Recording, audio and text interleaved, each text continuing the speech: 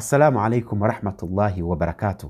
Alhamdulillah, dushime Allah subhanahu wa ta'ala, tumusingize. Bagaragu ba Allah, ndaje kugira ngo dukomeze duhugurane kubigendanye n'isengesho, aho tugiye kurebera hamwe inkingi zigize iri sengesho. Mbere cyangwa se mu masomo yatambutse twarimo turebera hamwe condition shurutu salah, condition zisabwa kugira ngo Allah subhanahu wa ta'ala yakire isengesho ryawe. Dusabira imwe Imana Muhammad salawatullahi wassalamu alayhi. Izo condition twarebeye hamwe kubigendanye no kwisukura, turebera hamwe kwerekera qibla, kugira umugambi, kwambara ukikwiza, isengesho gukorwa mu gihe. Ibyo byose ni bigendanye cyangwa se ni ibyitwa shurutu salah. Uyu mwanya rero tugiye kurebera hamwe inkingi z'isala. Murabizi ko nta nyubako ibaho itagira inkingi. Kuri iyo mpamvu Allah subhanahu wa ta'ala adutegeka iri sengesho yadushyiriyeho inkingi 14 ari nazo tuguye kwiga mu ncamake muri uyu mwanya. Izi nkingi rero bisobanuka ko iyo uzikoze nabi cyangwa se ukibagirwa imwe muri zo, icyo gihe isengesho ryawe riba ripfuye. Inkingi ya mbere ni qiyamu fil fard mal qudra, ni uguhagarara mu isengesho rya faraba ko bishoboye. Bisobanuka ko guhagarara usenga isengesho rya faraba ni itegeko, ariko igihe ubishoboye. Inkingi ya kabiri ni ukuvuga Allahu akbar, takbirat ihram. Kuvuga Allahu akbar ni inkingi ya kabiri. Inkingi ya gatatu ni surat al-Fatiha. Ni surat al-Fatiha ni ukuvuga surat alhamdu, ya yindi tumenyereye twita alhamdu. Inkingi ya kane ni ruku', ni ukunama. Inkingi ya gatanu ni ukunamuka. Inkingi ya gatandatu ni al-i'tidal, ni uguhagarara wemye mu gihe wamaze kunamuka.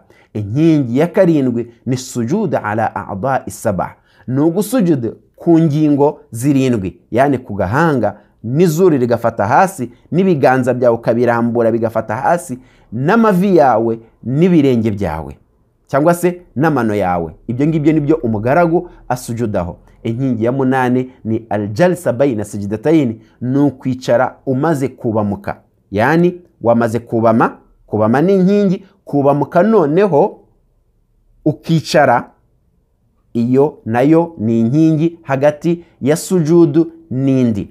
Naam, inkingi ya munane cyangwa se inkingi ya 9 ni tashahhud al-akhira, ni ashhadu cyangwa se ni attahiyatu ya nyuma.